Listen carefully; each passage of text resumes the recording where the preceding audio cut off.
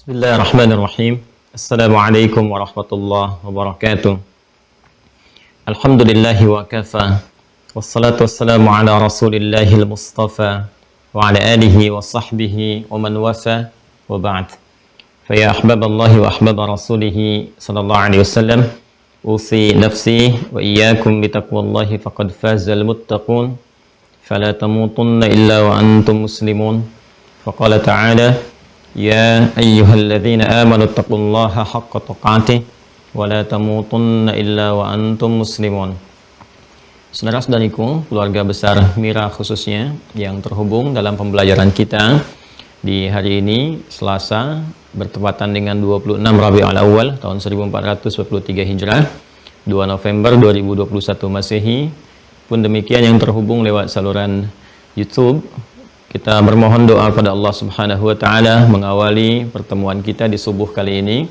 Semoga Allah Subhanahu wa taala senantiasa merahmati kita, menyehatkan, melindungi dan membimbing aktivitas kita sehingga bisa menunaikan segala kegiatan kita dari mulai pagi ini sampai kita kembali kepada Allah Subhanahu wa taala dengan kegiatan yang baik dan diridhai oleh Allah Subhanahu wa taala. Alhamdulillah, pagi ini kita akan memulai kajian kita kembali. Sebelumnya saya ingin mengingatkan bahwa sesi pembelajaran kita dari Senin sampai dengan Kamis berlangsung setiap subuh akan terbagi pada dua sesi utama. Yang pertama adalah sesi untuk penyampaian materi. Jadi apa yang telah kita gariskan di kurikulum pembelajaran itu akan diurai dari pertemuan-pertemuan subuh kita. Kemudian yang kedua ada sesi untuk pendalaman materi. Ya, pendalaman ini akan dibagi dua bagian. Yang pertama melalui sesi tanya jawab langsung yang terhubung nanti dengan di Mahasanti Mira via Zoom. Kita akan siapkan sesi tanya jawab. Sejauh ini saya akan rencanakan Senin dan Kamis itu untuk sesi tanya jawab, ya, atau nanti akan ada kesesuaian. Ini sedang saya pilih apakah satu kali materi, satu kali tanya jawab, ataukah nanti di Senin dan Kamis itu adalah tanya jawabnya, kemudian Selasa dan Rabu untuk pemaparan materinya. Nanti akan diinfokan kepada peserta mana yang paling sesuai berdasarkan data-data yang masuk kepada kami dari sisi pendalaman yang kedua, yaitu melalui pertanyaan-pertanyaan yang tengah kita sampaikan di dalam web untuk menguji tingkat pemahaman. Jadi nanti yang dari lulus di tingkat pemahaman lewat ujian tulisan itu yang nanti diperbolehkan masuk ke dalam sistem Zoom secara khusus untuk melakukan pengayaan materi tanya jawab. Ya, jadi nanti tanya jawabnya akan dibagi pada dua bagian. Yang pertama terkait dengan materi khusus dan sesi kedua hal-hal umum yang mungkin ingin disampaikan yang secara langsung akan didialogkan. Jadi untuk materi itu akan disampaikan secara terbuka. Boleh jadi yang belum terhubung ke Zoom, fasilitas Zoom yang kita sudah siapkan itu insya Allah cukup besar dan mengcover juga para peserta. Namun barangkali ada yang belum mengetahui sehingga belum terkoneksi. Jadi kita bukakan via YouTube. Dan YouTube pun kita sudah siapkan nanti YouTube sendiri untuk di Mira sehingga bisa lebih spesifik mengamati setiap topik-topik kajian yang kita sampaikan, sehingga hal-hal yang mungkin tertinggal atau belum dapat disimak bisa diurut sesuai dengan urutan-urutan pembelajarannya. Kemudian dari situ akan ada pengayaan dalam bentuk tulisan dan sudah dilaporkan kepada kami. Tadi teman-teman juga sudah mengetahui bahwa kurang lebih 470 itu sudah mengikuti dan skornya harus 100 ya. Karena itu ada pilihan yang mudah untuk dipilih dan kalau belum sampai diulang sehingga mendapatkan skor yang diharapkan. Itu lebih kepada pemahaman yang kami inginkan 100% dipahami dengan baik.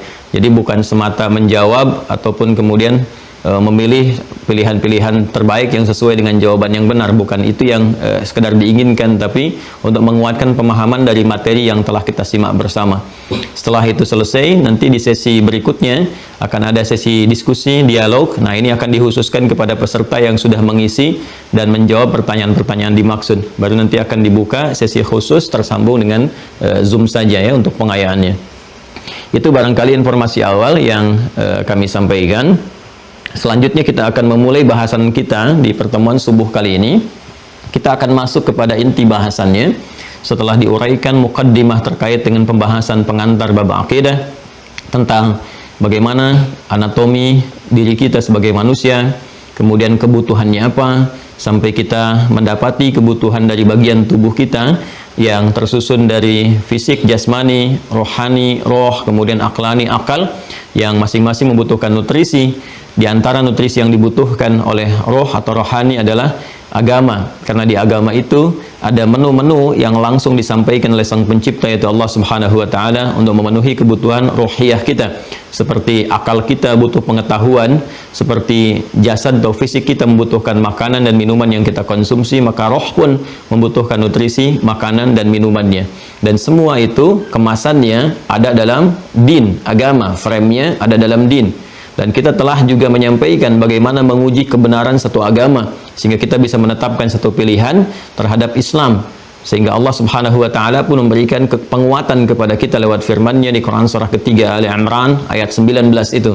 Innad dina indallahil Islam. Sungguh din, agama yang ditetapkan oleh Allah Subhanahu wa taala yang diridhainya adalah Islam. Bagaimana kita bisa mengetahui Islam agama yang benar sesuai dengan apa yang Allah telah sampaikan kepada kita? Maka kita bisa menguji dengan 3 hal yang telah kita bahas panjang lebar bersama, baik dari aspek teologi, ibadah, ataupun muamalah. Nah, di penguatan semua aspek ini butuh pengetahuan, karena Allah tidak menginginkan orang-orang yang berislam tapi keislamannya lemah karena tidak didukung oleh pengetahuan. Sehingga ketika dihadapkan pada tawaran-tawaran duniawi, godaan-godaan materi, dia bisa mengabaikan dan menggadaikan keislamannya. Ya, dengan materi yang sedikit, yang sebetulnya bahkan tidak bisa dinilai gitu ya, keutamaannya, itu bisa menggadaikan keyakinannya. Dengan kata-kata bisa meninggalkan keislamannya. Karena itulah butuh pengetahuan untuk menguatkan keislaman kita, baik di aspek teologi supaya terikat keislamannya dengan kuat. Ikatan yang kuat yang sulit dilepas disebut dengan aqadah, konsepsinya disebut dengan aqidah, supaya dia yakin tanpa ragu bahwa ini agama benar, ini yang terbaik yang dia peluk, yang dia bisa bawa menjadi bekal menghadap pada Allah Subhanahu wa taala. Keyakinan tanpa ragu terhadap sesuatu disebut dengan iman namanya. Iman ataupun akidah itu butuh ilmu, ya, untuk mendekatkan diri kita kepada Allah Subhanahu wa taala yang memiliki sifat esa, sifat tunggal satu-satunya yang tidak ada dua ataupun seterusnya, tidak bersekutu, tidak beranak dan diperanakan, yang sempurna sifat ketuhanannya, mengarahkan segala hal untuk yang satu, mengarah pada yang satu disebut dengan tauhid namanya. Karena itulah ketika Allah meminta kita mengenal Allah Subhanahu wa taala, Allah menetapkan mesti ada pengetahuan, mesti ada ilmu. Turunlah Quran surah ke-47 Muhammad SAW ayat ke-19.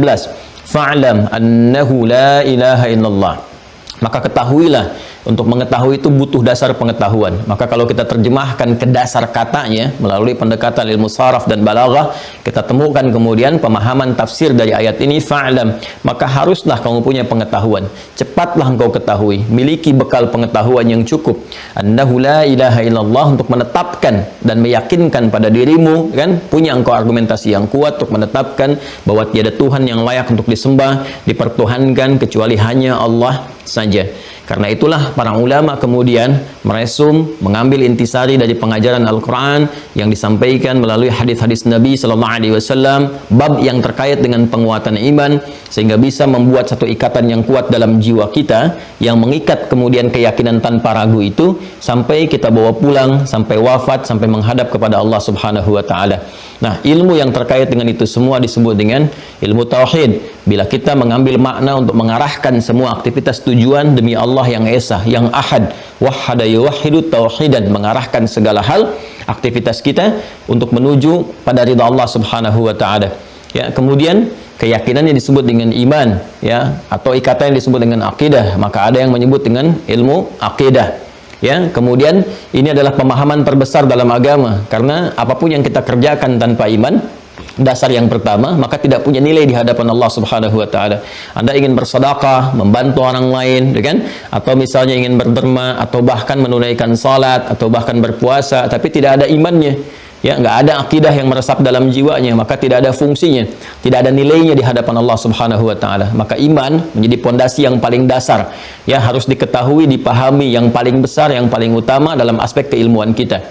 Memahami sesuatu sampai dengan mengerti disebut dengan fikih, hal yang terbesar, yang paling agung, yang paling harus kita ketahui lebih awal disebut dengan akbar namanya. Maka Imam Abu Hanifah menyebut ilmu ini juga dengan fikul akbar. Jadi ada fiqhul akbar, pemahaman yang terbesar dari semua fikih yang harus kita pahami, melebihi fikih-fikih terapan dalam kehidupan. Kemudian terkait keyakinannya disebut dengan iman, ikatannya disebut dengan akidah, arahnya disebut dengan tauhid. Jadi kalau Anda menemukan ilmu tauhid, ilmu akidah misalnya, kemudian fiqhul akbar, ya, ilmu iman, yaitu semua mengarah pada pemahaman yang satu, yaitu pemahaman penguatan pada aspek teologis untuk mendekatkan diri kita secara langsung hubungan akidah dengan Allah Subhanahu wa taala. Ini yang harus terikat kuat dan dipesankan oleh Nabi sallallahu alaihi wasallam dalam setiap kesempatan Jumat khususnya, atau dalam ta'lim-ta'lim beliau dengan mengutip Quran surah ketiga Ali Imran di ayat 102 itu. Allah berfirman, "Ya ayyuhalladzina amanu," hai orang-orang yang telah menguatkan iman, telah beriman, ya, telah yakin tanpa ragu dalam jiwanya. "Ittaqullaha haqqa tuqatih," tingkatkan ketakwaanmu kepada Allah dengan cara yang benar, kan? "Wala tamutunna illa wa antum muslimun," dan janganlah engkau wafat kecuali engkau dalam keadaan berislam. Jadi membawa Islam dalam kehidupan kita. Nah, sekarang apa yang dimaksud dengan Islam? Dari Islam itu apa yang kita temukan terkait dengan iman? Dari iman itu nanti kita akan turunkan pokok-pokoknya, sehingga terkorelasilah pembahasan kita di subuh ini dengan tema dasar-dasar atau pokok-pokok keimanan. Ini pengantar yang ingin saya sampaikan sampai tiba pada titik pemahaman yang akan kita bahas bersama. Ya, baiklah teman-teman sekalian, sebelum kita masuk kepada uraian tadi tentang turunan Islam sampai ke pokok iman, saya akan bacakan dulu di pembuka kitab supaya ada bagian kitab yang saya janjikan kita mulai bisa baca. Nanti ada kitab-kitab pokok dasar, ada turunan-turunan yang kemudian kita bisa tunjukkan juga, ya. Ini kita akan mulai dengan kitabnya Syekh Sayyid Sabiq, ya, judulnya Al-Aqaid Al-Islamiyah. Ini judul kitabnya, ya, Al-Aqaid Al-Islamiyah, karya Syekh Sayyid Sabiq. Ya, saya sudah sampaikan juga di awal jumpa. Ini nanti akan diuji juga, ya. Jadi pas di ujian itu, yang ujian tulisan, termasuk di lisan, nanti kalau tanya jawab saya akan juga tanyakan kepada para mahasantri, Anda dapat kitabnya dari mana, halaman keberapa, ya, seperti apa, dan sebagainya. Nanti setelah pembahasan ini saya akan coba juga scan bagian pembahasan kita dan untuk yang selanjutnya, sehingga nanti saat kita tersambung seperti ini, Anda juga memegang kopinya. Ya, jadi nanti kalau saya bacakan Anda ikut baca juga. Jadi kita belajar banyak hal insya Allah, ya. Belajar pemahaman, belajar baca juga kitab secara langsung sehingga bisa diterapkan nanti dan diajarkan kembali kepada kolega-kolega kita. Baik, sekarang teman-teman sekalian kita masuk di halaman yang ke-7, ya, di kitab Al-Aqaid Al-Islamiyah, langsung ke pokok bahasannya. Jadi kalau muqaddimah saya lewati dan ini beberapa poin-poin pembahasannya, kemudian kita akan masukkan kepada aspek yang pokoknya langsung. Bismillahirrahmanirrahim. Al-Islamu imanun wa amal. Ya, Islam itu perpaduan antara iman dan amal. Saya ulangi, ya, Islam itu perpaduan antara iman dan amal. Al-Islamu huwa dinullahi alladhi awhahu ila Muhammadin salawatullahi wa salamuhu alaihi wa huwa imanun wa amal. Islam itu ialah dinullah, din Allah subhanahu wa ta'ala. Saya lebih berkenan menyebut din, ya, dibandingkan dengan agama. Walaupun agama itu sering menjadi terjemahan kata din, tapi tidak mewakili secara keseluruhan. Ya, agama kan dari bahasa Sanskerta, ya, A-nya tidak, agama itu rusak. Jadi konsepsi yang membuat kita itu terjaga dari kerusakan. Bagaimana supaya pandangan tidak rusak, lisan bicara tidak rusak, berjalan tidak rusak, gitu kan? Nah, itu dalam bahasa Sanskerta itu disebutkan dengan istilah agama, ya. Tapi din lebih luas sifatnya daripada itu.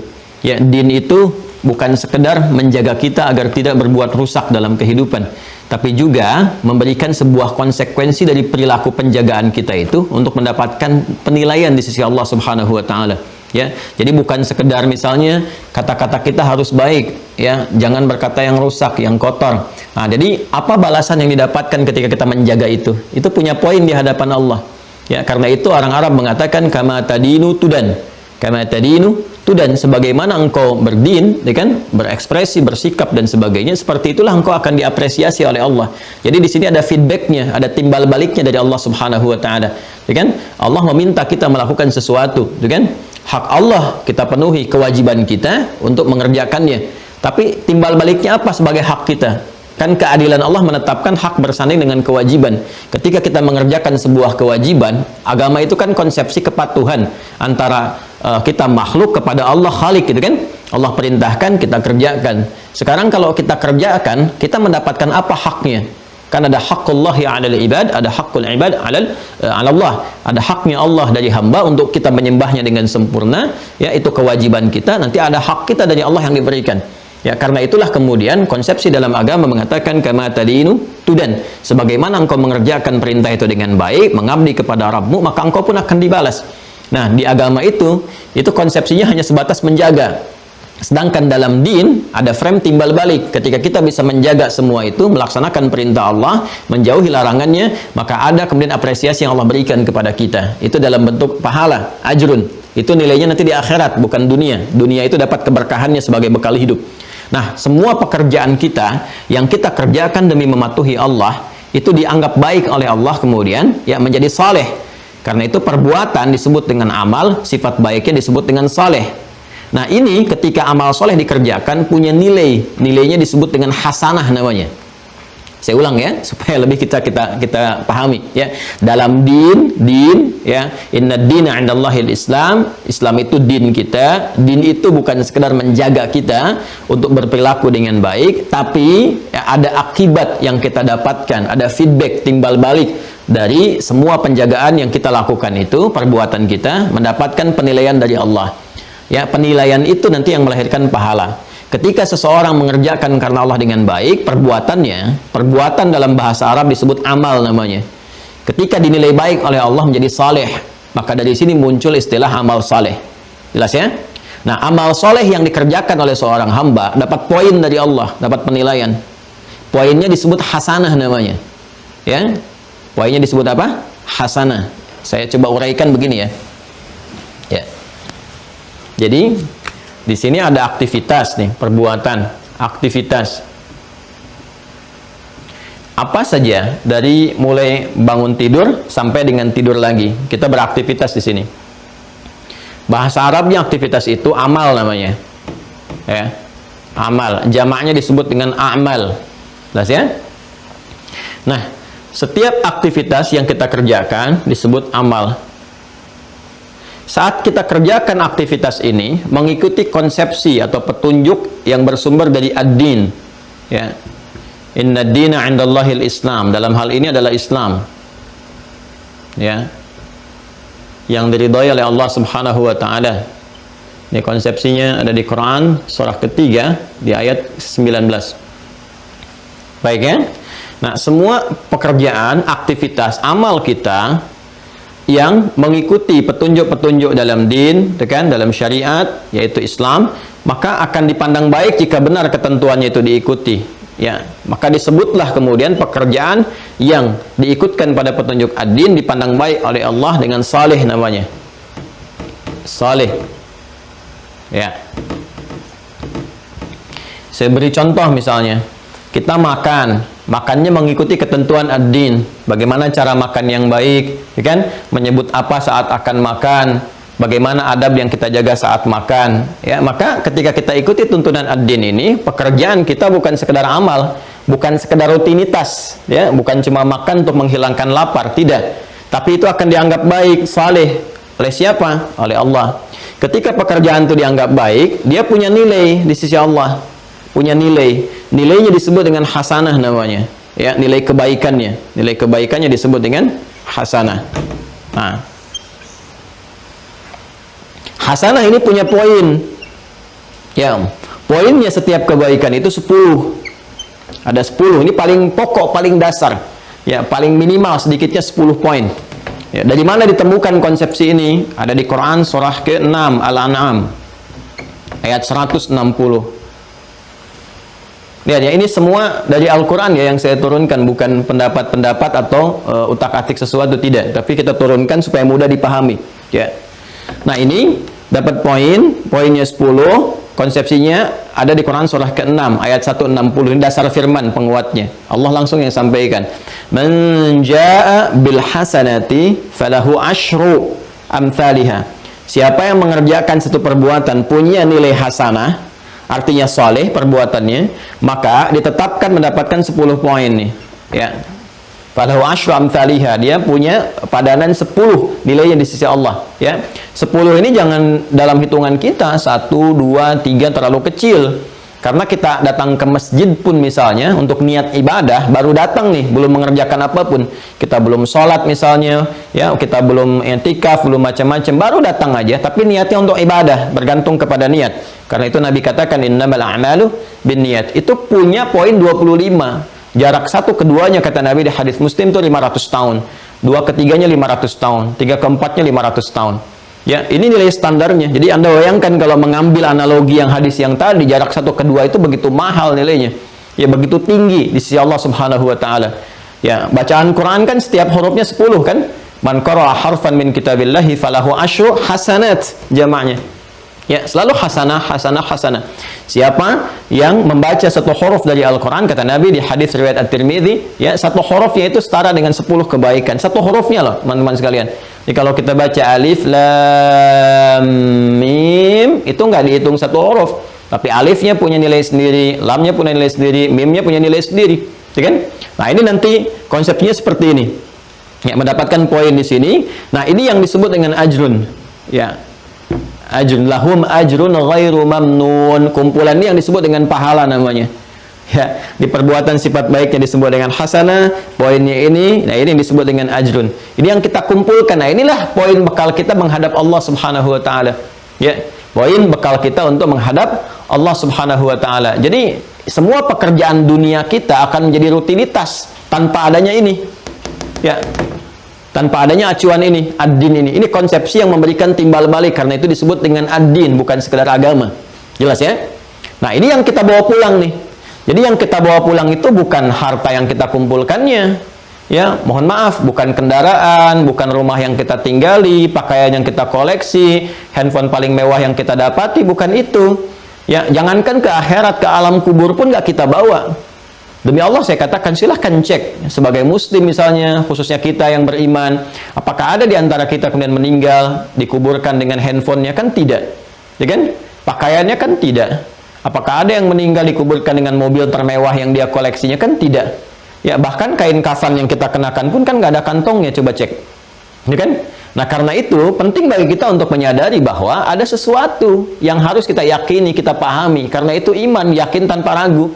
Ya, kalau pulang nanti bawa bekal apa?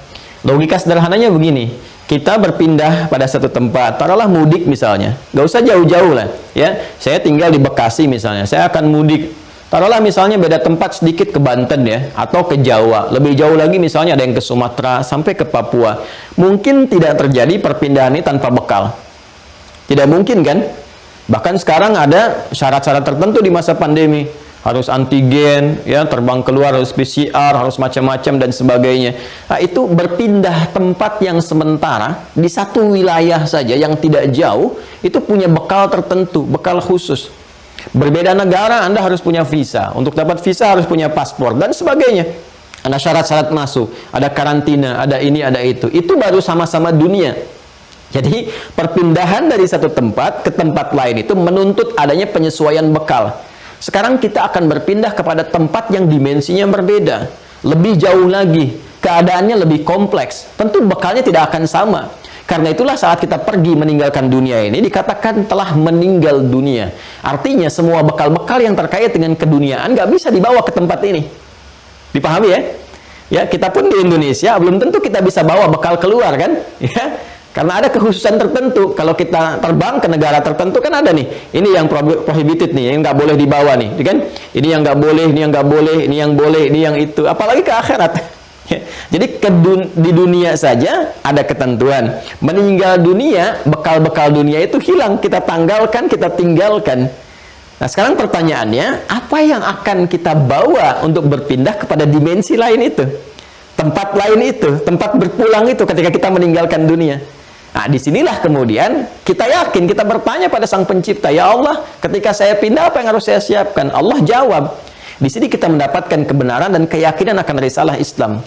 Tidak ada satupun, satu keterangan, informasi yang paling akurat, lengkap, transmisinya bisa dilacak dari setiap masa sampai ke sumber utamanya, yang terang benderang menjelaskan kepada kita tentang bagaimana kehidupan setelah kematian, cara wafatnya bagaimana, siapa yang mengambil nyawanya, apa yang terjadi saat meninggal dunia, kemana kita pindah, keadaannya seperti apa, bekal yang dibawanya apa, kecuali dalam ad-dinul Islam.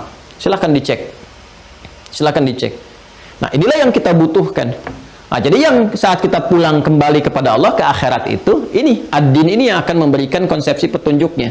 Ini yang harus dilakukan. Pedomannya seperti ini. Ya, jadi di sini saya katakan saya lebih cenderung nanti untuk mendekatkan pada pilihan kosakata ad-din gitu ya, untuk term pembahasan di konteks terjemah agama itu. Walaupun juga pembahasan tentang kata agama boleh jadi mengalami perluasan ya untuk pemahaman kita saat ini. Nggak ada masalah dalam perluasan-perluasan itu. Tapi penting saya jelaskan kenapa Al-Quran memilih diksi ad-din untuk memberikan gambaran kepada kita tentang apa yang telah kita uraikan itu. Karena itulah kita selalu bermohon kepada Allah, kita meminta berdoa, ya yang sangat familiar sekali. Doanya disebutkan di Quran, surah kedua Al-Baqarah di ayat 201. Ya, paling kanan sebelah bawah di mushaf standar. Wa minhum may yaqulu rabbana atina fid dunya hasanah wa fil akhirati hasanah wa qina adzabannar. Dan di antara sekian manusia yang berkehidupan itu, ada yang bermohon kepada Allah Subhanahu wa taala agar aktivitas dunianya memiliki nilai hasanah ini. Jadi bukan cuma rutinitas, ya, dia berharap makannya hasanah, tidurnya hasanah, berpakaiannya hasanah, ya. Walaupun namanya ibu hasanah, tapi kemudian dia tidak mengerjakan konsepsi ini, dia nggak dapat juga. Nah, hasanah ini yang melahirkan ajrun. Jamaknya disebut dengan ujur, ya, ujurun. Ini yang kita bawa pulang, nanti hasanah ini akan tampak lagi di akhirat berupa pahala-pahala. Makanya kita katakan wa fil akhirati hasanah. Perbuatan dunia yang punya nilai hasanah yang bisa dibawa pulang sampai ke akhirat, bukan cuma dianggap baik saja dunianya. Karena ada yang dapat dunia, ya, tapi akhiratnya nggak dapat. Kan di ayat 200-nya begitu, wa minan nasi may yaqulu rabbana atina fid dunya, nggak ada hasanahnya. Silakan cek. Ayat 200 yang mengatakan rabbana atina fid dunya wa ma lahu fil akhirati min khalaq. Ya, wa minan nasi may yaqulu, di antara sekian manusia ada yang selalu harapannya itu mendapatkan dunia. Ya, wa minan nasi may yaqulu rabbana atina fid dunya, bukan hasanah, nggak ada hasanah di situ. Ya, di situ orientasinya dunia saja. Even itu mengenakan misalnya dengan jubah-jubah keagamaan. Ya, dalam sebagian orang ada yang disindir oleh Al-Qur'an. Ya, jangan ada orang-orang yang mengejar dunia tapi mengenakan perangkat agama, gitu kan? Ada juga bahkan orang-orang yang tanpa perangkat agama ya dunia saja sampai menyimpulkan di tempat terakhirnya. Wa may yuhlikuna ila dahru. Tidak ada yang bisa menghancurkan, menghabisi kehidupan kita kecuali masa berakhir saja. Nah, itu konsepsi materialistik, kehidupan-kehidupan duniawi ya, yang barangkali menghinggapi sebagian dari kalangan manusia.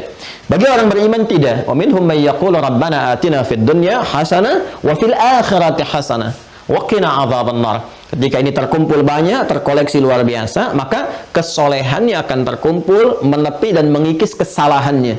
Jadi konsepsinya hasanah ini akan nanti ditimbang. Ini yang ditimbang teman-teman sekalian. Kalau di hadis Muslim lewat sahabat Abu Hurairah, kata Nabi, tu'khadhu min hasanati, ya. Jadi ini diambil dari kebaikannya, akan dipasangkan nanti dengan keburukannya. Kalau di sini hasanah baik, lawannya su nanti. Su, ya. Ini keburukannya nanti menjadi sayyiat jamaknya. Sayyiat. Nah, sayyiat.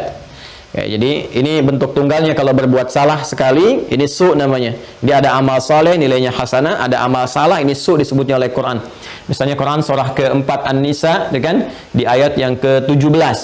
Ya, innamat taubatu 'alallahi lilladzina ya'maluna su'a bijahalatin. Ini su. Ya, kemudian Quran surah ke-12 Yusuf ayat 53. Ya, wa ma ubarri'u nafsi innan nafsa la'amaratun bis-su' illa ma rahima rabbi. Jadi kalau su-nya jadi banyak jadi sayyiat namanya. Ya, di ayat 18-nya walaisatit taubatu lil ladzina ya'maluna sayyiat. Nah, ini nanti akan ditimbang. Kata Rasulullah SAW ini di hadis Muflis namanya dia, di Sahih Muslim, itu akan ditimbang antara kebaikan dengan keburukannya. Jadi nanti kebaikan menutup keburukan, kebaikan menutup keburukan. Jadi kalau kita banyak koleksi hasanahnya, ujurnya banyak, ini akan menepikan salahnya. Ketika salahnya itu mulai dikikis, hilang, tersisa kebaikannya, maka dia akan berpotensi mendapatkan rahmat Allah, terhindar dari ancaman hukuman neraka. Wa qina adzabannar. Maka itu kita mohon dari sejak di dunia, ya Allah, mohon berikan ridha kepada amalan kami sehingga terkumpul hasanah dengan baik, bisa menutup sayyiat dan terhindar dari ancaman neraka. Ya. Nah, ini konsepsinya. Semua ini ditemukan di dalam apa? Islam. Untuk mendapatkan ini, karena din nyambungnya ke Islam, inna dina 'indallahil Islam, ini ayatnya. Nah, sehingga untuk mendapatkan ini semua dan kita punya keyakinan yang kuat disebut tadi dengan iman, kan? Kita harus mengacu pada panduan pokok yang disampaikan dalam din kita. Apa itu? Islam. Karena itulah Islam mengatur tata kelola kehidupan kita, bahkan dari bangun tidur sampai tidur lagi. Ya, saya sering katakan dan tanyakan kepada Anda semua, silahkan Anda bandingkan dan ditemukan di mana ada din di muka bumi ini, di dunia ini, yang kita dapatkan pengaturan, pedoman kehidupannya yang dibawa dari din itu, dari mulai bangun tidur sampai tidur lagi. Ya, di Islam kita temukan, silahkan cek, bangun tidur, kita sudah punya arahan. Begini caranya, lewat doa itu kan, seperti saya telah sampaikan. Doa itu bukan hanya kalimat yang menjadikan perbuatan jadi ibadah, bukan hanya itu. Tapi isi doa itu bimbingan kita bagaimana mengerjakan perbuatan yang sedang kita lakukan itu. Ya, bangun tidur kita punya doanya. Bahkan akan tidur pun doanya beda dengan bangun tidur. Makan kita punya doanya sendiri. Ya, berpakaian punya doanya sendiri. Masuk toilet ada doanya, keluar toilet ada doanya. Masuk masjid, bekerja, keluar masjid dan sebagainya, semua ada doanya. Ya, bahkan urusan mau meninggal pun ada bimbingan doanya, ya kan? Masya Allah gitu. Jadi semuanya tersusun dengan sangat sempurna ini.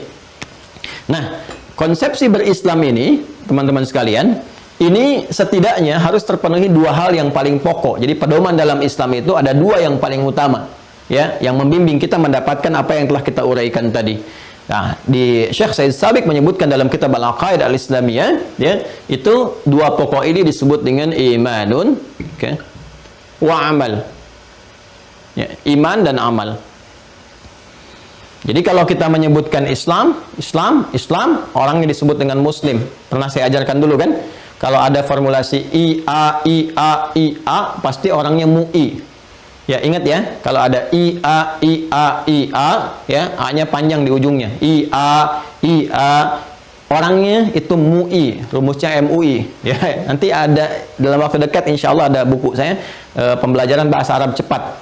Ya, nanti insya Allah akan disampaikan kepada teman-teman, pembelajaran bahasa Arab cepat. Nanti kita tunjukkan, ya.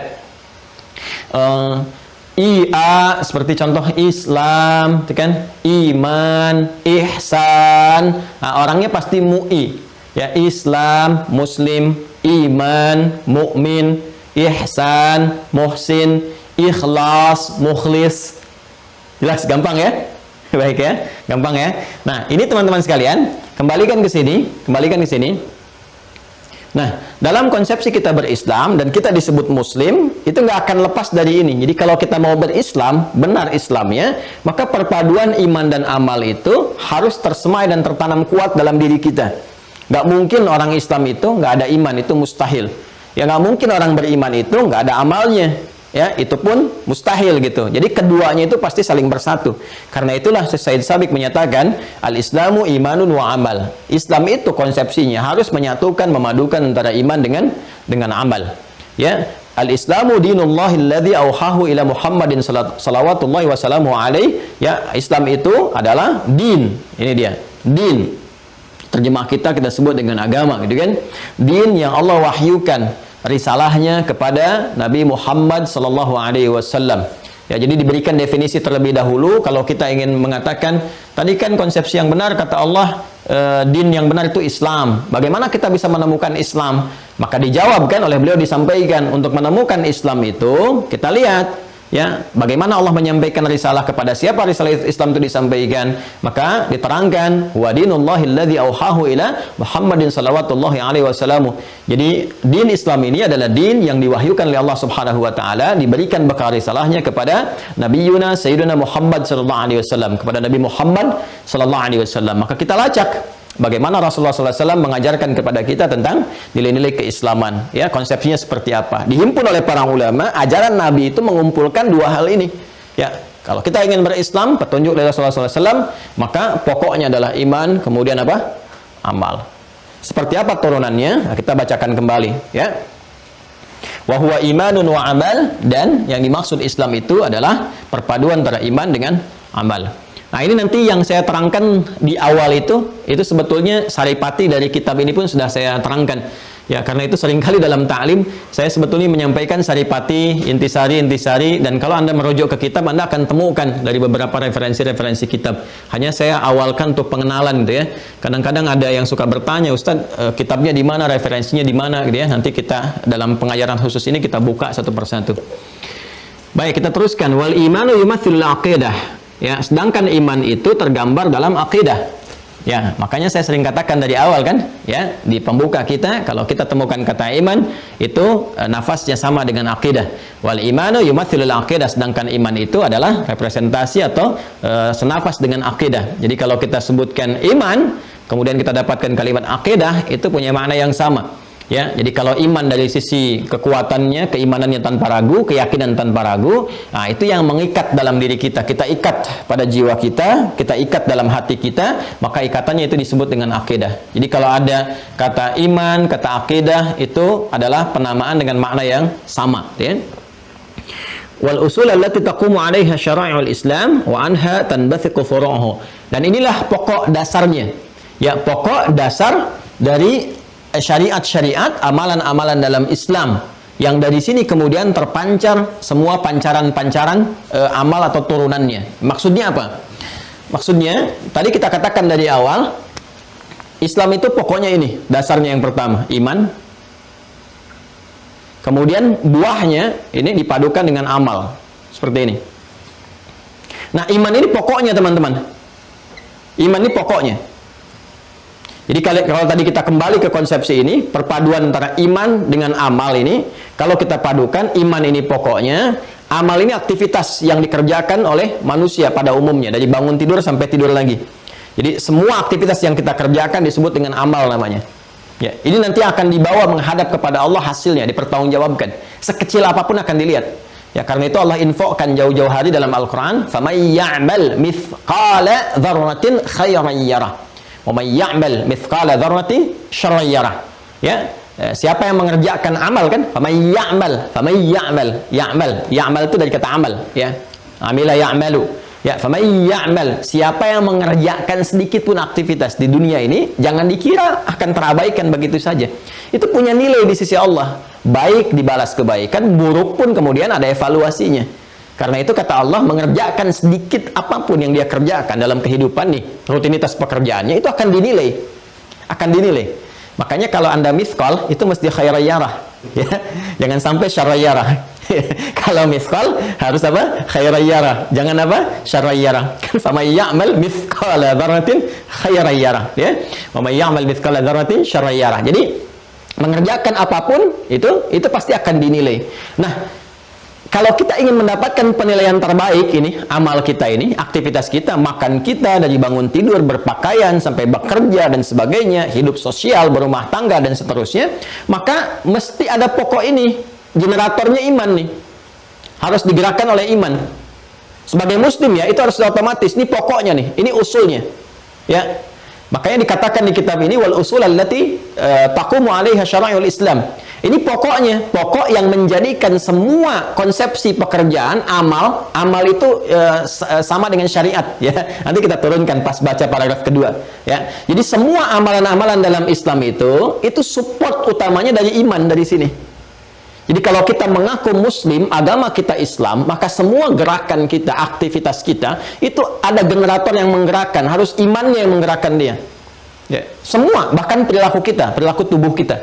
Karena itu di dalam Al-Quran seringkali kita dapati anggota tubuh kita ini sebelum beraktivitas, berperilaku, itu disebutkan dulu ini generatornya, pokok imannya. Ya, kita lihat misalnya tentang mata kita yang akan menatap, itu imannya dulu disebutkan. Wa qul lil mu'minina yaghuddu min absarihim. Quran surah An-Nur surah 24 ayat 30. Demikian untuk perempuan ayat 31-nya. Wa qul lil mu'minati yaghuddna min absarihinna. Katakan pada perempuan-perempuan di ayat 31 yang punya iman. Imannya dulu disebutkan. Ayat 30-nya katakan Muhammad SAW pada para laki-laki yang beriman, yang punya iman, imannya dulu. Ya, yaghuddu min absarihim, yaghuddna min absarihinna. Pandangannya harus melihat kepada yang baik saja, yang soleh ini. Ya. Jadi kalau ada yang terlihat itu tidak baik dalam ukuran Allah, dalam ukuran ad-din di sini nih, ya, din yang berdasarkan petunjuk dari Allah, maka ghaddul basar, palingkan. Demikian lisan, ya ayyuhalladzina amanu la yaskhar qaumin qaum. Hai orang-orang yang merasa telah punya iman, imannya dulu disebutkan, la yaskhar qaumin qaum, jangan saling mencela. La yaghtab ba'dukum ba'dha, jangan bikin hoax. Ya, betapa banyak di Al-Qur'an yang dimulai dengan kata iman. Iman dulu, iman dulu, iman dulu. Sampai ibadah pun pakai iman dulu. Ya ayyuhalladzina amanu kutiba alaikumusiyam. Sebelum puasa iman dulu. Alladzina yu'minuna bil ghaib wa yuqimunas shalah. Sebelum salat iman dulu. Jadi semua pekerjaan kita itu akan punya nilai kalau ada imannya. Kalau ada iman. Makanya iman, akidah itu yang paling menentukan. Jadi sepanjang orang punya perbuatan baik pun dalam konsepsi dunia. Ingat ini ya, dalam konsepsi dunia, dia suka menolong, kan, bantu orang lain, dia ramah dan sebagainya. Tapi nggak ada iman, ini nggak bisa dibawa bekal ke akhirat. Perbuatan-perbuatan dunianya. Karena tadi konsepsi dasarnya kita pindah alam, pindah dimensi, bekalnya beda. Bekal akhirat tuh imannya, ini pokoknya. Jadi ini baru punya nilai kalau ada ini. Tapi kalau ini nggak ada, maka hukumnya akan terbatas pada dunia saja. Dan keadilan Allah, kalau Anda tanya, di mana keadilan Allah? Allah adil. Karena Anda mengerjakan perbuatan untuk dunia saja, maka dibalasnya pun di dunia. Adil kan? Ya. Anda punya pekerjaan untuk yang sekarang saja, tidak menyiapkan untuk besok, balasannya kan yang sekarang. Ya, Anda kalau nggak lembur, digajinya kan gaji yang biasa saja. Kalau lembur baru dikasih lembur kan? Masa Anda nggak lembur pengen minta balasan lembur? Kan tidak. Ya kan?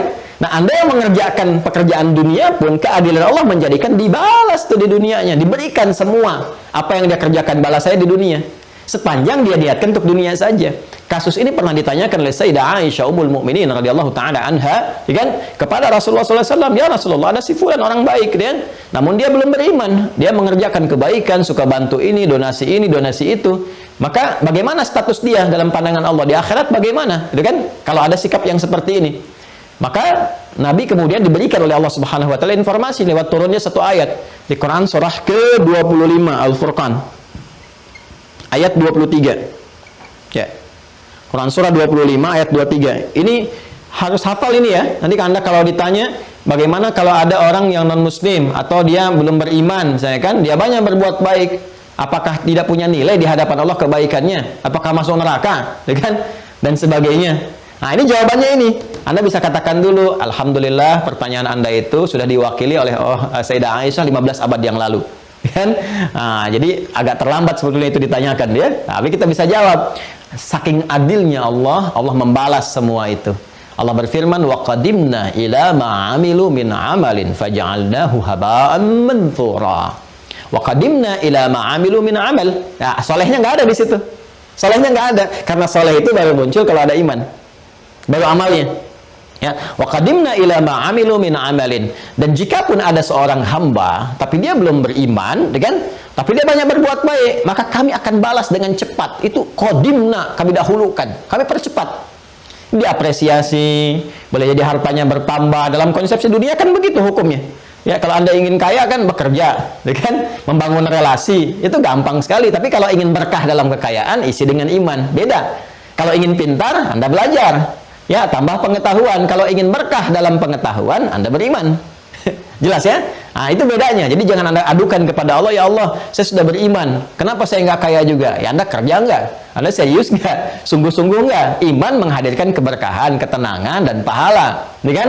Kesungguhan Anda melahirkan apa yang Anda ingin harapkan dalam konsepsi dunia. Kalau ada orang belum beriman, aktivitasnya kencang dalam urusan dunia, walaupun baik, kata Allah, kami balas dengan sifat-sifat dunia.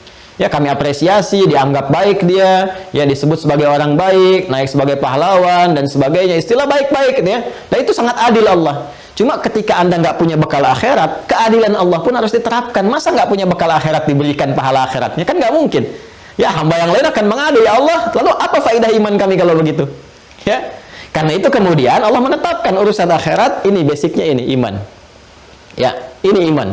Karena itulah teman-teman sekalian, ya, ini begitu penting bagi kita, karena ini pokoknya, ini dasarnya.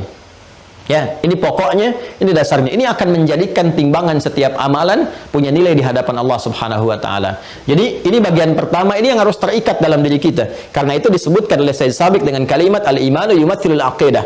Ya, jadi iman inilah adalah gambaran ikatan yang kuat yang harus tersemai, tertanam kuat dalam diri kita, dalam jiwa kita. Ini nanti akan memberikan sebuah respon, sinyal-sinyal kepada seluruh anggota tubuh kita untuk bersikap. Ya, Anda akan merasakan sendiri, akan beda kok. Kalau sudah berislam benar, pasti ada sinyal iman. Nah, lemah ataupun kuatnya bergantung dari sini nanti. Ya, nanti kalau kita sudah ngaji pokok akidah, 6 pokok, ya, 6 pokok itu kita sudah ngaji, baru kita ambil hadisnya. Nanti saya akan pindah ke hadis Al-Bukhari. Kitab yang kedua, kan ada 97 topik pembahasan disebut dengan kitab. Kitab pertamanya Badul Wahyi, kitab keduanya nanti Kitabul Iman. Nah, supaya iman sinyalnya ini kuat, kan biasanya kan semua sinyalnya beda-beda. Anda kan kalau punya handphone kan nggak semua sinyalnya kuat tuh, ya. Kalau Anda misalnya, mohon maaf ya, kalau sinyal sedang lemah kan Anda akan nyari-nyari ya. Ya, kadang-kadang saya unik juga ya, Allah tampakkan karakteristik spiritual kita itu lewat perilaku kita tuh. Ya, tapi anehnya kadang nggak konsisten. Urusan dunia bisa tajam akalnya, urusan akhirat tuh bisa lemah gitu. Ya, saya bingung juga kadang-kadang kok bisa terjadi. Anda kalau sedang lemah sinyal tuh, handphone kan cari sinyal kan. Nelpon nampak keluar, sampai ngasih ekspresi, kamu ini kalau bisa begini-begini, padahal orangnya nggak ada di depan. Ya, kamu ini lihat nggak sih tangannya begini tuh, tapi orangnya nggak ada. Ya, terus dia bisa cari sinyal tuh, cari sinyal sana sini sampai dia menemukan sinyal yang kuat, sampai dia katakan sebentar ya, sinyalnya lemah, aku keluar dulu, ya kan? Nah, Allah kan telah tebarkan semua sinyal hidayah, ada yang lewat telinga, lewat mata, dengar adzan, lihat orang sholat, lihat orang baca Quran, lihat orang beribadah macam-macam. Kemudian orang yang punya iman pun dikasih sinyal lewat amal, dikuatkan. Nanti ada 57 hadis Nabi sallallahu alaihi wasallam di Kitabul Iman di Sahih Al-Bukhari yang membimbing kita untuk mendapatkan penguatan sinyal. Nah, itu harus kita cari. Masa sinyal dunia kita cari-cari sampai ganti handphone, dicas dengan baik. Agama yang membawa keabadian kita di akhirat, mempertaruhkan muara hidup kita yang terakhir, kenapa nggak pernah dicas? Kenapa nggak pernah dikuatkan sinyalnya? Nah, ini kembali ke sini. Nah, jadi semua hal ini akan bergantung kepada pokok. Kita ikat kuat. Ikatan inilah yang disebut oleh Syekh Sabiq dengan mengatakan al-imanu yumathilul aqidah. Ya, wal usul allati taqumu alaihi syara'il Islam, dan pokok yang menjadi pokok tumbuhnya semua amalan punya nilai di hadapan Allah dalam konsepsi Islam. Jadi kalau nggak ada ini akan jadi rutinitas amalnya. Al-amalul adi. Ya, amal rutinitas, perbuatan rutin saja yang tidak punya nilai di hadapan Allah. Belum tentu salah. Ya, kalau kita makan dari yang halal itu kan mohon maaf halal nih, dapat saya uang dapat 5.000, saya belikan makanan, ya kan? Tapi saya nggak ikuti petunjuk makannya berdasarkan cara Islam. Bagaimana cara makan yang baik, ya? Khudh biyaminika ma yalika, ambil dengan tangan kananmu yang paling dekat denganmu, sambillah, sebut nama Allah sebelum makan, ya kan? Kita bacakan bismillahirrahmanirrahim atau bismillah, atau kita bacakan Allahumma barik lana fima razaqtana wa qina adzabannar dan sebagainya. Ya, kita ucapkan itu, kita lakukan, dapat nilai hasanah 10 poin. Nggak kita lakukan, walaupun makanan itu baik, halal, nggak punya nilai, rutin saja. Al-amal rutin, al-amalul adi, pekerjaan rutin. Kalau diambil dari yang haram, amal salah jatuhnya, dosa. Ya, jadi kalau kita nggak kerjakan petunjuk Islam, walaupun hasil yang kita dapatkan baik, nah itu nggak punya nilai pahala, juga nggak jatuh dalam dosa. Jadi standar saja, nggak punya nilainya biasa. Jelas ya? Jadi yang dimaksudkan, ini pokok yang darinya ya akan terpancar segala amalan-amalan dan punya nilai dalam Islam yang disebut dengan hasanah tadi. Jelas ya? Wa anha tanbathiqu furu'uhu, dan darinya kemudian ada muncul cabang-cabangnya. Nanti cabang-cabang iman ini nanti memunculkan satu ranting-ranting cabang-cabang yang berupa amalan tadi. Makanya kita katakan al-Islamu imanun wa amal. Jadi dalam Islam itu konsepsi dasarnya pokoknya adalah iman, dari iman melahirkan amal. Jadi nggak mungkin orang iman nggak beramal. Ya, sebaliknya orang beramal menjadi saleh tanpa iman pun tidak mungkin. Karena itu di Quran dua-duanya dipadukan. Iman menjadikan amal menjadi saleh. Jamaahnya disebut salehat. Ya, jadi kalau kita diberikan waktu untuk beraktivitas, amalan kita nggak dikerjakan karena iman, maka rugi kita. Karena kita nggak mengumpulkan poin itu, sedangkan kita bertarung dengan kematian. Ya, siapa yang lebih duluan nih mengumpulkan amalan, atau kematian yang lebih dekat duluan, kita nggak tahu ajalnya kapan, atau kita menyiapkan amal-amal baik sehingga kita ketika kematian datang kita jemput dengan sangat indah. Ya, seperti kemarin di Bogor di Cilendek ya, yang ada bertanya gitu ya, Ustadz ya, ada Kiai Haji Muhyiddin Junaidi, beliau itu wakil ketua Dewan Pertimbangan MUI ya. Guru kami juga itu sedang mengajar, tiba-tiba ada jamaah bertanya, Masya Allah, apakah kalau wafat bertemu dengan Rasulullah SAW? Ya, ketika dijawab dan tiba ajalnya gitu kan, kullu nafsin dha'iqatul maut, seketika sesuai dengan ajal meninggal dunia, dan kita doakan semoga husnul khatimah. Itu Masya Allah. bertanya apakah ketika meninggal bertemu dengan Rasulullah, setelah jawaban selesai meninggal dunia. Nah, itu kan sangat luar biasa, menjemput kematian dengan sangat indah, di ta'lim, di masjid, dalam suasana bertanya apakah berjumpa dengan Rasul. Kan tidak semua mendapati kematian yang indah seperti ini. Ada sebagian yang bahkan menyiapkan, ada yang minta sama Allah gitu kan, kematiannya yang terbaik, memohon harinya sesuai dengan ajal dan sebagainya. Masya Allah, itu banyak hal lah yang indah-indah, yang kadang-kadang ya memahaminya dengan iman bukan dengan akal dalam kondisi-kondisi tertentu. Dan itu sangat kaya kita dengan hazanah semua itu. Nah, itu teman-teman sekalian ya, iman. Kemudian mensupport amal, waktu diberikan kepada kita untuk mengumpulkan semua bekal itu. Nah, waktu yang Allah berikan kepada kita untuk dimanfaatkan beraktivitas, itu disebut asr namanya. Asr. Jadi bahasa Arab tuh kaya sekali kosakatanya, dan diksinya beda-beda. Dilalahnya itu tidak sama. Ada waktun, ada zamanun, gitu kan? Ada lagi asrun. Ya, kalau asrun itu menunjuk kepada waktu yang diisi dengan aktivitas, jadi momentum. Ya, jadi setiap saat yang kita lalui dengan aktivitas itu asrun namanya. Sekarang pun asrun. Secara waktu mungkin subuh, ya fajar tadi subuh, kemudian sobah ya. Itu perjalanan waktunya, pergantiannya. Tapi ketika menjadi momentum untuk diisi beraktivitas, semua detiknya disebut dengan asrun. Ya, maka Allah turunkan kepada kita konsepsi mengisi asrun itu dengan baik dengan turunnya surah Al-Asr, surah 103. Wal asr. Demi waktu yang aku berikan kepada manusia untuk beraktivitas. Ya, nama manusia yang melakukan aktivitas itu disebut insan namanya. Nah, saya ingin tunjukkan kepada Anda bagaimana dahsyatnya diksi Al-Quran. Ini mustahil buatan manusia, mustahil makhluk. Ya, mustahil. Al-Quran itu bukan makhluk, bukan buatan manusia. Al-Quran firman Allah. Karena itu setiap diksinya sempurna. Ya, nanti Anda akan temukan kapan Al-Quran berbicara menyapa manusia dengan bashar, dengan ins, dengan nas, dengan bani Adam, dengan insan. Itu konteksnya sangat selalu sempurna. Wal asr innal insan. Allah tidak mengatakan innal ins, innal bashar, innal insan. Sungguh semua yang manusia yang beraktivitas dari mulai bangun tidur sampai dengan tidur itu, semua totalitas aktivitasnya lafi khusr, berpotensi akan rugi. Ya, diberi modal 24 jam sesuai dengan ajalnya misalnya, ya, tapi dia nggak manfaatkan dengan baik itu untuk menenun amal saleh. Diberikan waktunya, rugi kan? Anda diberi modal 24 juta. Ya kan? Balik-balik cuma bawa 4 juta, berarti rugi 20 juta kan? Allah kasih modal 24 jam sehari, yang punya nilai berapa? Jadi kalau cuma punya nilai 23 jam, rugi 1 jam. Kan? Kita harus kumpulkan, kalau bisa melampaui batas waktu itu. Itu yang disebut oleh Nabi dengan jariyah. Yang kalaupun kita hilang waktunya habis, tapi pahalanya terus datang. Itu yang disebut dengan jariyah, mengalir terus, mengalir. Ya kan? Wal 'asr innal insana lafi khusr. Illa, kecuali ya, di antara sekian orang rugi itu ada yang beruntung, kecuali yang tidak rugi itu illal ladzina amanu, iman dulu, wa 'amilus shalihat. Amalnya pakai saleh kan?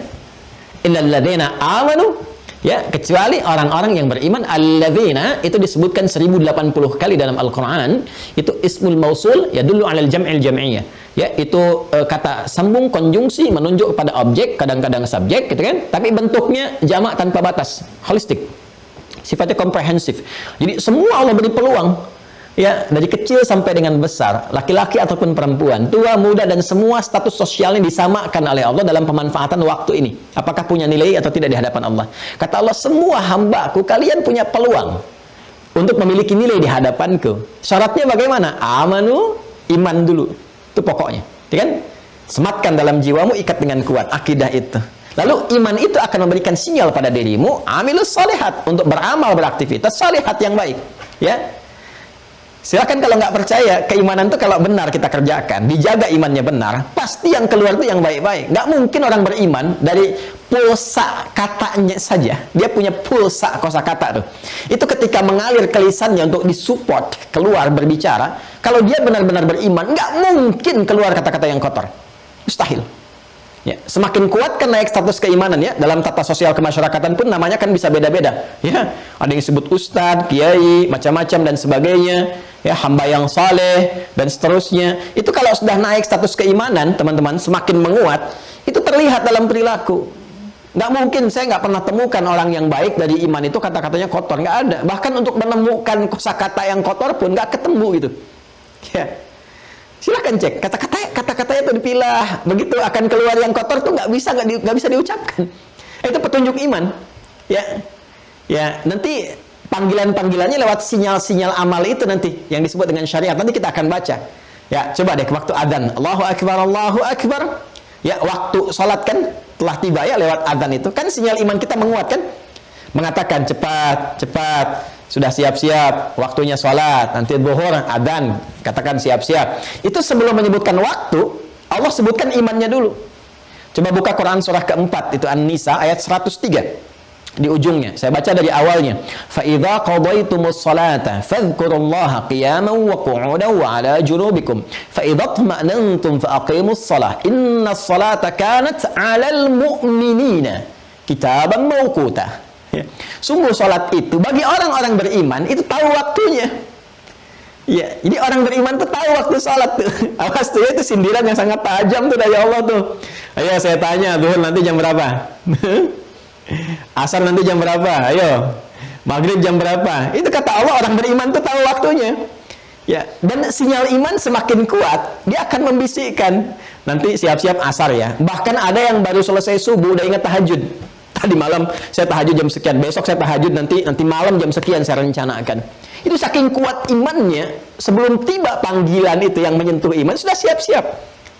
Ya, nanti kalau imannya jadi standar itu waktu dipanggil aja, Allahu Akbar, Allahu Akbar, wajilat qulubuhum.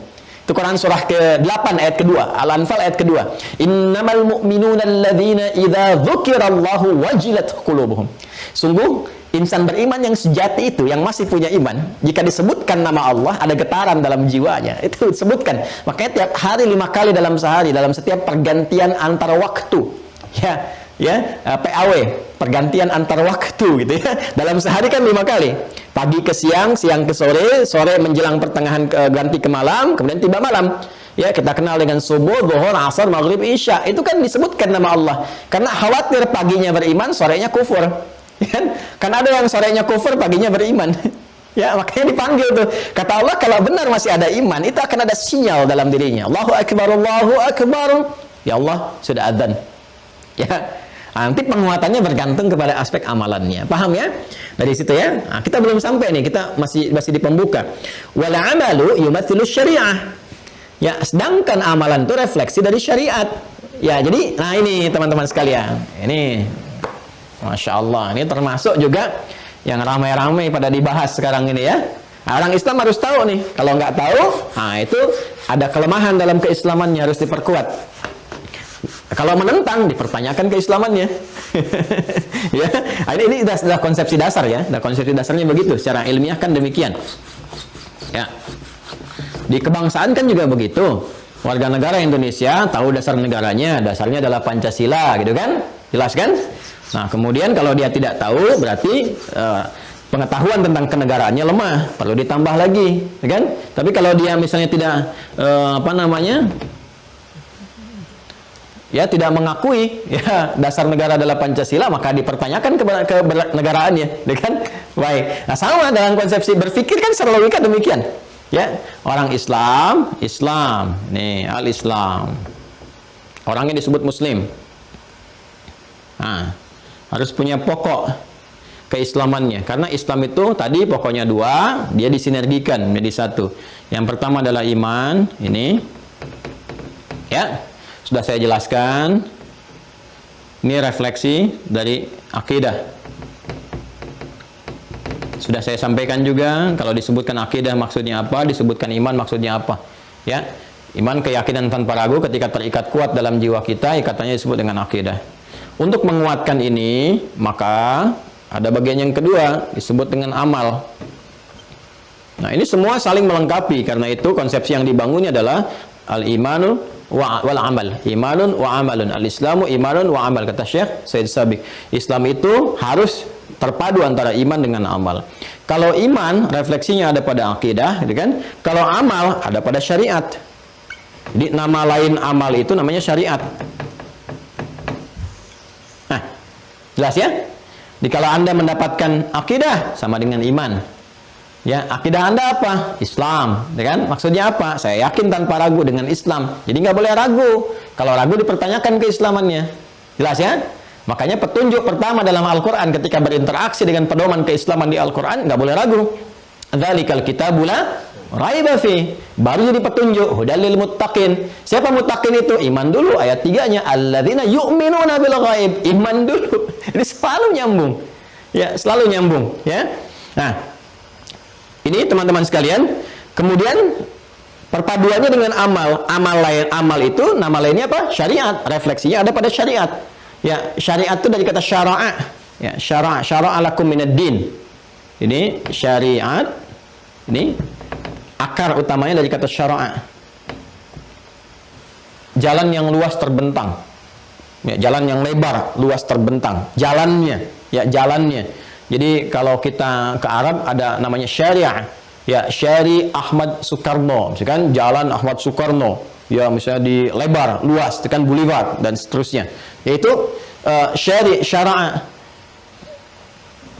Satu konsepsi petunjuk yang memberikan jalan kepada kita untuk mengabdi, beribadah kepada Allah dan membuktikan keimanan kita lewat amalan itu namanya syariat. Jelas ya? Ini pokok keimanannya. Saya yakin denganmu ya Allah. Ya, saya menetapkan kau sebagai Tuhan. Allah tanya, buktinya apa? Ya kan? Buktinya apa? Lalu kita balik nanya, loh, ya Allah bagaimana cara membuktikannya? Ah, seperti ini jalannya kata Allah. Kalau kamu memang beriman kepadaku, buktikan. Begini jalannya. Nah, jalannya itu disebut syariat namanya. Ya, syariat. Syariat itu nampak lewat apa? Lewat amal. Ini. Jelas ya? Maka Islam itu pasti menggabungkan antara iman dengan amal, akidah dan syariat, iman dan syariat, akidah dan amal. Nggak mungkin orang Islam nggak bersyariat, mustahil. Ya, jadi kalau ada orang menolak syariat Islam, dipertanyakan keislamannya, karena semua konsepsi amal dalam Islam disebut syariat. Disebut syariat. Jadi semua pembuktian keimanan kita itu kepada Allah disebutnya syariat pembuktiannya. Ya, syara'a lakum minad din, Allah memberikan syariat dalam setiap konsepsi agama di setiap masa. Ini cara pembuktiannya, jalannya seperti ini. Nah, karena itu nanti ketika kita gabungkan ini teman-teman sekalian, iman dengan amal, konsepsi keyakinan dengan syariat, maka akan nampaklah dalam pokok keislaman kita. Apa pokok keislaman kita itu? Ketika kita ikrarkan, ya, saya mengatakan ya Allah, saya komitmen, saya bersaksi ya Allah, saya ini muslim, saya menuhankan Engkau ya Allah, saya beriman kepadamu, dan saya komitmen akan menjalankan jalan-jalan syariat, jalan-jalan mengabdi kepadamu. Ya, tunjukkan kepada saya ya Allah bagaimana saya melakukannya. Maka Allah infokan, Allah sampaikan kepada kita, ya, terangkan misalnya dalam Al-Quran, Quran surah ke 20 Thaha, ayat ke-14, ya. Ini bahkan disampaikan kepada nabi-nabi sebelumnya konsepsi dasar ini, ya. Ini kisah kepada Nabi Musa alaihissalam. Nanti Isa alaihissalam juga demikian, ya, Ibrahim demikian, Nuh alaihissalam juga demikian, Ismail demikian. Semua nabi-nabi itu konsepsi dasarnya sama semua, membawa risalah yang sama di akidah, walaupun secara syariat nanti jalan-jalannya sesuai dengan masanya. Ya, nanti kan cara sholat kita akan berbeda dengan sholat-sholat sebelum kita, ya, dan sebagainya, sesuai dengan kebutuhan masa-masanya. Ya, tapi akidahnya sama, serupa, jalannya juga disesuaikan dengan keadaan umatnya masing-masing, tapi konsepsi yang sama menuju kepada Allah Subhanahu wa taala. Perhatikan kalimatnya. Innani anallah, la ilaha illa ana. Nih, konsepsi iman yang pertama. Untuk menetapkan engkau beriman, ya, engkau menyaksikan, berkomitmen dengan baik, ya. Ya, maka engkau katakan la ilaha illallah, innani anallah, la ilaha illa ana, la ilaha illallah. Innani anallah, kata Allah, sungguh akulah Allah, tanpa ragu sedikit pun. La ilaha illa ana, enggak ada Tuhan selain aku. Fa'budni, maka buktikan komitmen la ilaha illallah itu, fa'budni, dengan menyembahku. Ini menyembah Allah itu lewat syariat, nih jalannya. Fa'budni, maka buktikan itu lewat syariat dengan ibadah. Fa'bud, ya, abada ya'budu, fi'il amarnya u'bud, fa'bud, ya, sifatnya disebut dengan ibadah, namanya disebut dengan ibadah. Jadi ibadah itu adalah jalan pembuktian kita akan keimanan kepada Allah. Jadi kalau kita yakin dengan Allah, la ilaha illallah, kan, tiada Tuhan selain Allah, kan Allah itu bukan sekedar nama bagi Tuhan, ya, yang menetapkan satu Tuhan dan menepikan yang lainnya. Tuhan yang hak bukan sekedar itu, tapi juga punya arti al-ilahul ma'bud, yang berhak untuk disembah. Jadi ketika kita mengucapkan siapa nama Tuhanmu? Allah, di situ ada dua makna.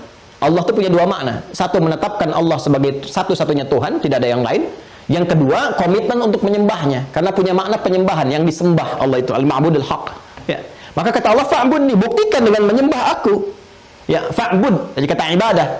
Maka ibadah itu adalah jalan untuk membuktikan iman kita kepada Allah. Jalan ini disebut dengan syariat. Ya, karena itu di masa Nabi Muhammad SAW diajarkan kepada umatnya bagaimana cara kita teman-teman sekalian untuk menetapkan Allah sebagai Tuhan, membuktikan kemudian bagaimana jalan beribadah kepada Allah. Kita bahkan bertanya lagi, ya Allah, jalan ibadahnya bagaimana? Siapa yang menunjukkan kepada kami? Maka kata Allah nih, konsepsinya ada dalam satu kalimat. Ya, kita berkomitmen minta disaksikan dan kita berkomitmen kuat untuk menetapkan Allah sebagai Tuhan dan menyembahnya lewat jalan tertentu. Dalam bahasa Arab disebut dengan syahadat. Ya, syahadat. Maka kita bersyahadat dengan dua makna utama. Asyhadu an la ilaha illallah. Ini bukti keimanan. Wa asyhadu anna Muhammadar Rasulullah.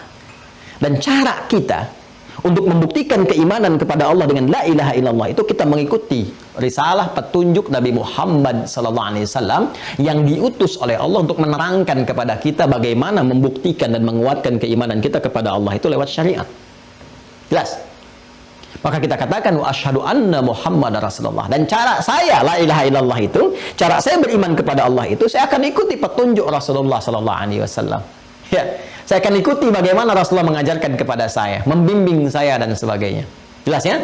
Maka dari itu nanti akan ada banyak ayat menerangkan kepada kita ini loh, fungsi Nabi diutus ini bagaimana, bagaimana menetapkan kebenaran Rasulullah itu, bagaimana menguji bahwa Rasulullah itu Nabi yang benar. Ya, bahkan Al-Imam Al-Bukhari sebelum masuk Kitabul Iman menerangkan dulu kitab Bad'ul Wahyi. Ya, kitab dimulainya wahyu untuk menunjukkan kepada kita ini Rasul yang benar. Ini Rasul pembawa risalah untuk membimbing kita la ilaha illallah.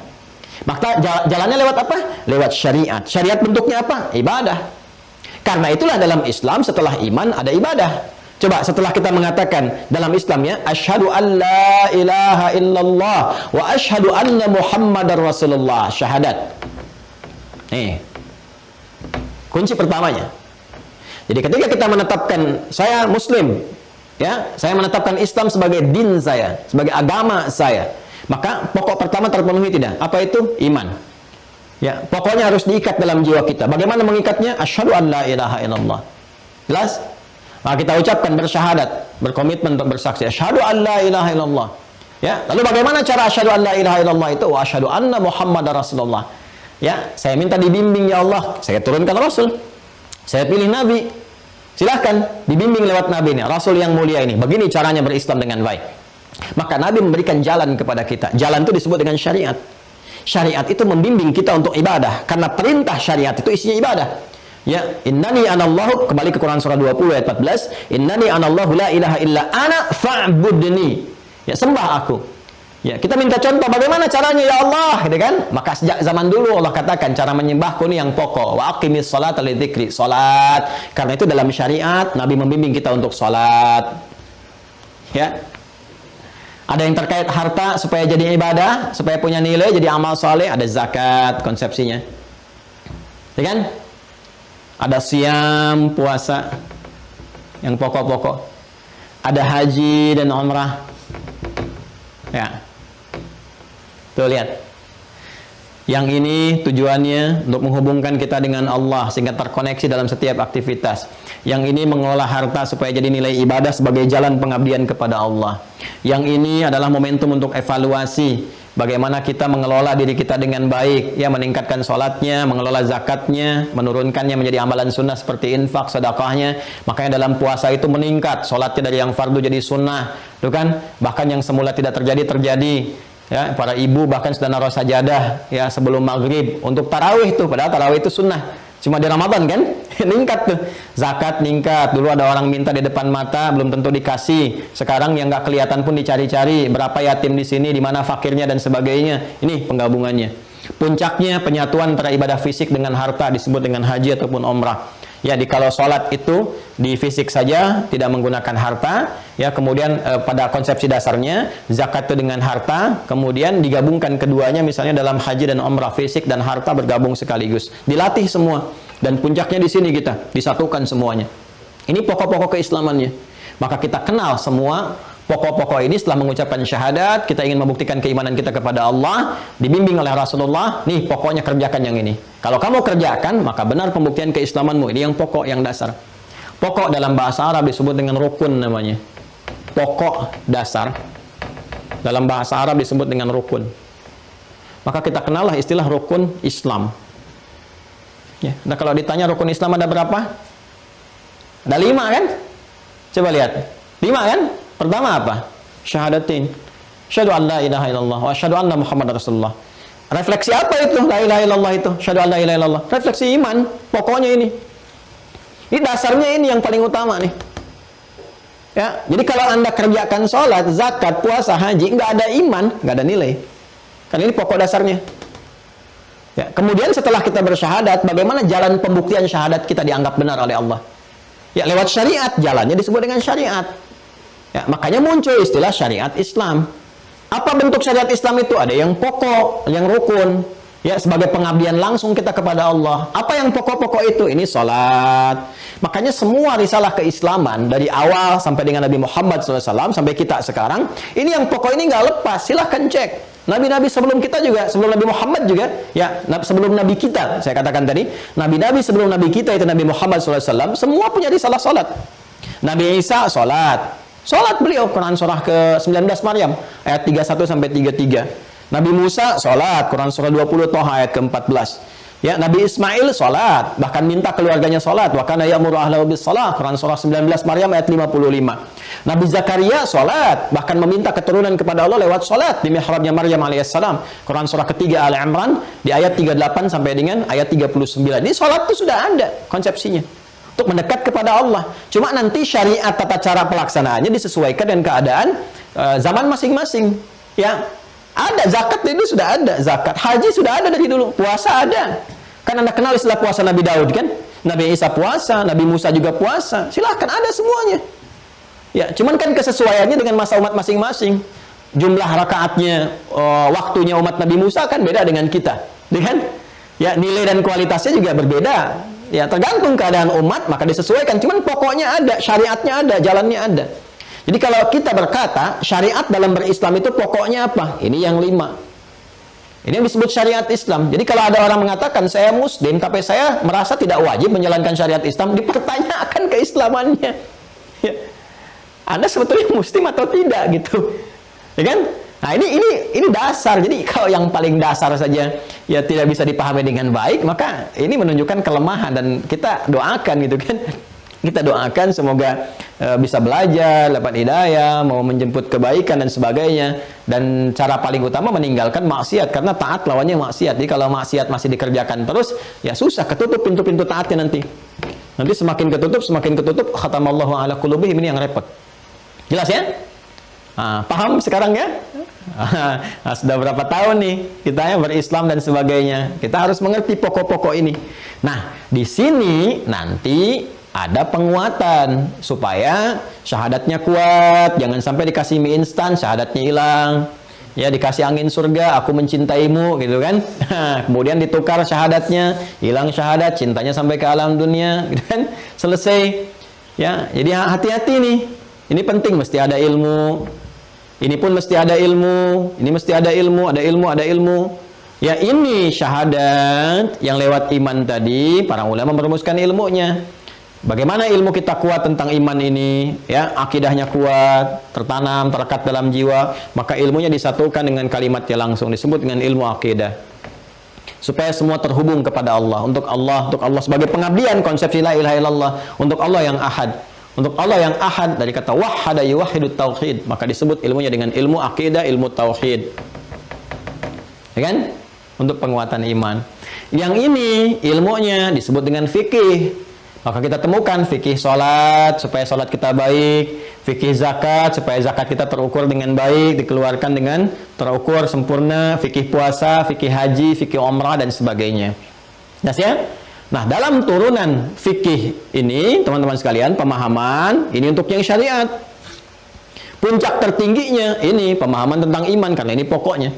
Makanya Al-Imam Abu Hanifah, saya sekali lagi ya, awas nih, muncul di ujian nih. Ya, Al-Imam Abu Hanifah menamai ilmu tentang akidah, ilmu tentang tauhid ini dengan fiqhul akbar, fikih yang terbesar di antara sekian fikih yang dipelajari. Jadi kalau kita belajar fikih salat, fikih zakat, fikih puasa, memahami ini, ya fikih itu artinya paham. Jadi kalau salat harus sampai paham, mengerti apa yang dibaca dan dilakukan dalam salat. Demikian seterusnya sampai ke bawah. Nanti kita belajar. Insya Allah kita belajar. Ya, nanti pemahaman tentang syahadat ada ilmunya, ilmu tauhid, ya dasarnya juga ada, nanti dalil Qurannya ada, ilmu tentang syariat disebut dengan fikih namanya. Jelas sampai sini? Nah, pokok pertama, dasar pertama dalam ilmu tauhid adalah memahami atau mengerti tentang dasar-dasar keimanan. Ya, karena kalau kita imannya ingin kuat, akidahnya ingin kuat, seperti halnya keislaman kita punya pokok, punya rukun, iman pun punya pokok, punya rukun. Nah, inilah pokok-pokok yang akan menenun akidah. Simpul-simpul akidah itu ada pada pokok ini. Jadi kalau kita simpulnya nggak kuat, nanti talinya lemah. Ya, alih-alih urwatul wufqalan fisamalaha, jadi tidak kuat nanti. Ya, jadi yang tadinya harusnya infilan fisamalaha, jadi infisal, terpecah. Ya, yang harusnya muttasil, ya jadi munfasil. Yang harusnya mengikat, jadi terlepas. Ini yang bahaya. Maka simpul ini mesti kita rangkai dengan kuat. Kita jalin ikatannya, yang ikatannya menenun pada jiwa kita dan nanti terefleksikan dalam setiap perilaku kita. Maka kalau iman kita ingin kuat, ya, kemudian dari iman ini memberikan imun kepada amal kita, maka kita harus perkuat pokoknya, perkuat dasarnya. Di sini muncul materi dasar-dasar keimanan atau pokok-pokok iman. Mengerti sampai sini? Nah, materinya belum kita bahas. Ini baru mukadimah. Jadi saya ingin menanamkan betul dalam jiwa kita mengerti kenapa saya harus belajar ini. Jadi saya tidak ingin kita menghafal. Kalau menghafal, anak saya yang kecil pun saya ajarin udah hafal tuh. Ya, anak 2 tahun kan kalau kita bilang, Nek, rukun iman. Ya, iman kepada Allah, iman kepada malaikat, iman kepada kitab, iman kepada Rasul, iman kepada hari kiamat, iman kepada qadar dan qadar. Hafal. Lantas apa bedanya balil kita dengan anak-anak kita? Bahkan beliau saya si Soleh kalau diajari itu juga bisa. Soleh, iman pertama apa? Allah. Assalamualaikum. Jadi kalau kita mengatakan beriman, beliau pun bisa menghafal gitu. Ya, jadi saya ingin ini kita pahami betul supaya konsepsi ini mengikat pada jiwa kita dengan kuat sehingga bisa terefleksikan dalam kehidupan kita. Jelas ya? Oke, kalau sudah jelas teman-teman sekalian, nanti insya Allah di pembahasan berikutnya esok hari berarti ya. Esok hari kita akan masuk kepada pokok-pokok keimanan. Kita baca ini. Ya, ini ada juga di sini. Nanti kita teruskan. Jadi saya ingin kitabnya ada, dengan referensinya dibaca, kemudian turunannya saya uraikan. Nanti kita gabungkan dengan kitab-kitab lain karena tidak semua ada di satu kitab. Ya, biasanya saya gabungkan beberapa kitab, saya satukan, lalu saya ambil intisarinya seperti apa. Nanti insya Allah kita jadikan satu intisari pokok pembahasan. Nih teman-teman bisa baca ulang. Ya, baca ulang. Nanti pas ujian juga mudah, gitu ya. Nah, kemudian selanjutnya di kitab ini diterangkan dalil-dalilnya. Ya, wal iman wal amal awil aqidah was syariah kilahum murtabitan bil akhir irtibat ats-thamar bil ashjar. Sedangkan iman dan amal itu, mohon izin saya bacakan kitabnya dengan cepat. Iman dan amal itu atau akidah dan syariah keduanya terikat, terkoneksikan satu dengan yang lainnya dengan ikatan yang sangat kuat seperti kaitan antara buah dengan pohonnya. Jadi kalau pohon tak berbuah kan kelihatan seperti tidak ada nilainya gitu kan. Ya, kemudian juga ada pohon nggak ada buah juga dipertanyakan, gitu kan? Makanya orang Arab mengatakan al-ilmu bila amalin kasyajari bila thamarin. Ilmu yang tidak diamalkan ibarat pohon tanpa buah, begitu berharganya gitu kan, keterikatan antara pohon dengan buah itu. Al-irtibatul musabbabat bil asbab atau keterikatan antara sebab dengan akibat. Ya, nggak mungkin ada akibat kalau nggak ada sebab, nggak mungkin ada sebab kalau nggak ada akibat. Ya, jadi kalau ada sebab dengan akibat itu seperti keterikatan iman dengan amal. Ya, jadi segala aspek apapun yang terjadi pada amal itu akan disupport oleh iman jika iman ada dalam jiwa. Jadi kalau iman nggak ada dalam jiwa, amal tidak punya nilai, ya. Wan nataij bil muqaddimat, dan seperti halnya hasil dan pendahuluan. Wa min ajli hadha tarabutul wathiq ya'ti al-amal muqtarinan bil iman fi aktsari ayatil Qur'anil Karim. Karena keterikatan yang kuat inilah kemudian Allah menyampaikan keterikatan iman dan amal itu di banyak ayat dalam Al-Qur'an. Bahkan ya, ayat pertama yang berbicara tentang surga pun kunci surganya itu diikat dengan iman dan amal, yaitu di Al-Baqarah ayat 25. Di sini dibuka dengan kalimat a'udzubillahi minasyaitonirrajim, firman Allah Subhanahu wa taala, "Wa basyiril ladzina amanu wa 'amilus solihati anna lahum jannatin tajri min tahtihal anhar." Silakan lihat ya. Di kunci kalimat surga pertama dalam Al-Qur'an itu pembukanya iman dan amal. Wa basyiril ladzina amanu iman wa 'amilus solihat amal anna lahum jannatin tajri min tahtihal anhar. Bagi orang yang beriman dan dengan imannya dibimbing dia beramal saleh, disiapkan baginya bentangan surga-surga yang beraneka ragam dengan segala jenis keindahannya. Kemudian juga firman Allah di Quran surah An-Nahl ayat 96, "Man 'amila salihan min dzakarin aw untha wa huwa mu'minun falanuhyiyannahu hayatan thayyibah wa lanajziyannahum ajrahum bi ahsani ma kanu ya'malun." Ya, dan siapapun yang beriman kepada Allah lalu mengerjakan amal saleh.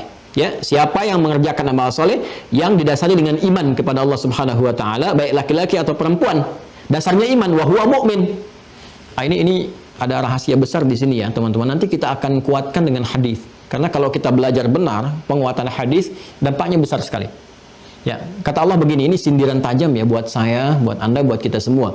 Kata Allah, falanuhyiyannahu hayatan thayyibah.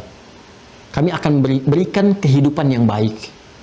Ya, jadi terisi kehidupannya itu dengan segala hal yang baik, hayatan thayyibah. Jadi orang beriman itu hidupnya pasti akan baik. Pekerjaannya baik, perilakunya baik, hartanya baik, ya, segalanya berjalan baik. Nah, jadi kalau ada sesuatu yang belum baik dalam kehidupan kita, boleh janji kita perlu penguatan-penguatan di aspek keimanan. Ya, mungkin yang salah bukan hartanya yang kurang, bukan kedudukannya yang belum tinggi, mungkin imannya yang belum kita kuatkan. Karena Allah sudah berjanji, dan janji Allah itu hak. Innallaha la yukhliful mi'ad. Allah nggak mungkin menyalahi janji. Ya, manusia bisa berjanji, bisa mengingkari. Ya, kau yang mulai, kau yang mengakhiri. Kau yang berjanji, kau yang mengingkari. Tapi kalau Allah sudah berjanji, nggak mungkin diingkari. Ya, Quran surah ketiga Al-Imran ayat 9. Innallaha la yukhliful mi'ad. Allah nggak mungkin mengingkari janji. Jadi nanti kita akan kuatkan dengan pendekatan Sahih Al-Bukhari. Ada 57 hadis Kitabul Iman namanya. Ya. Kemudian walana jaziyannahum ajrahum bi ahsani ma kanu ya'malun. Kami akan balas di akhirat karena iman mereka itu, ya, amal solehnya dengan pahala yang lebih baik dari apa yang mereka pernah kerjakan di dunia ini. Jadi dikasih bonus di dunia ini dengan kehidupan yang baik, di akhirat diberikan pahala limpahannya.